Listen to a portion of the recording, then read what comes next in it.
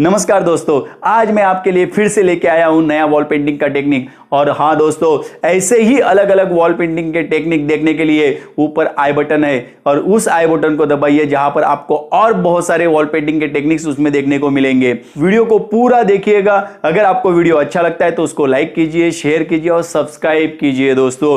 और ऐसे ही creative videos मैं आपके लिए लगातार बनाते रहने वाला हूं। इन वीडियो के नोटिफिकेशंस आपको मिलते रहे, इसके लिए बेल आइकन दबाना मत भूलिएगा। दोस्तों, इस लॉकडाउन में खुद को पॉजिटिव रखना बहुत जरूरी है और ऐसे ही क्रिएटिव चीजों से हम खुद को पॉजिटिव रख सकते हैं। तो चलिए सीखते हैं फिर से आज एक नया वॉल पेंटिंग का टेक्निक।